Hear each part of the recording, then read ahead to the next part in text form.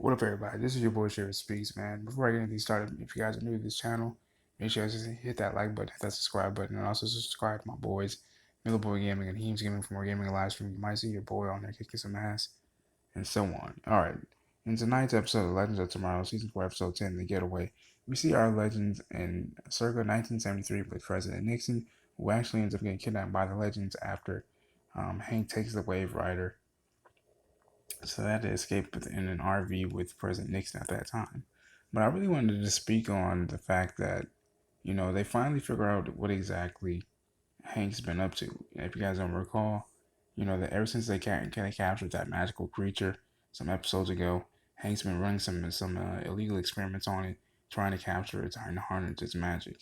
And so I guess when Nate figures this out, and speaking of Nate, this is a really layered situation. And I say that because, Nate has always had a really rocky relationship with his estranged father, Hank. And I think that's relatable to everybody who has a strained relationship with an estranged friend that they don't really get along with and just have different perspectives and don't see eye to eye on a lot of things.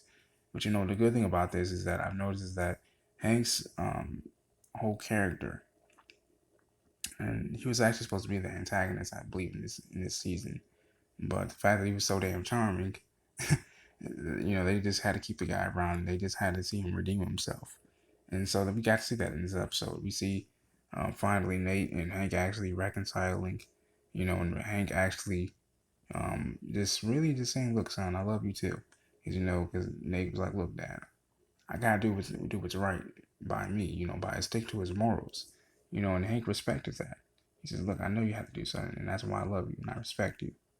Because that's all Nate really wanted. I mean, that's all kids really want is that self and reassurance by their parents, whether they're estranged or not, strained or not. And unfortunately, that moment got cut short when Neuron, the creature that's actually been pulling strings with Hank, doing all the evil shit, actually realizes that, oh shit, Hank is waking up. He has a newfound consciousness. I can't let that happen.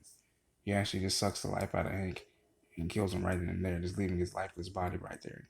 And it's tragic because, the Time Bureau actually they recruited Nora Dark for help in a conspiracy that was going on.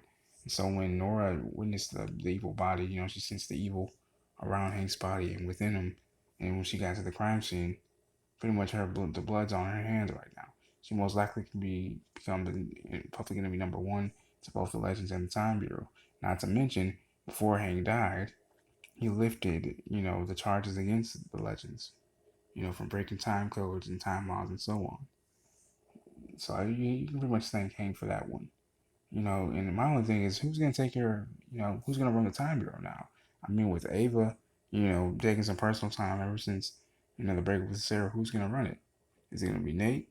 Is it going to be Mona? I mean, because Mona, even though Mona's a werewolf, she still has she still has feelings and she can still be a human at the end of the day. She can still control her emotions thanks to Sarah having a heart to heart with her.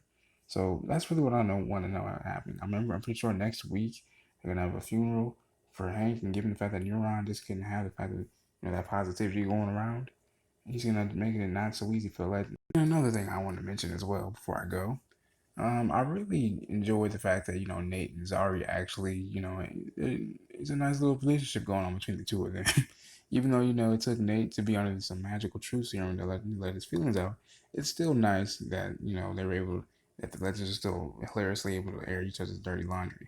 Like I really hope that Mick actually grows some hair, even though that's a big little gag there. But seriously, in terms of Zari and Nate having a relationship, I think that would be a pretty dope relationship. I mean, because they both deserve it. My boy Nate's been through the ringer a couple times. When it comes to relationships, he deserves his debut. So does Zari. Everyone deserves somebody. Peace and love, everybody.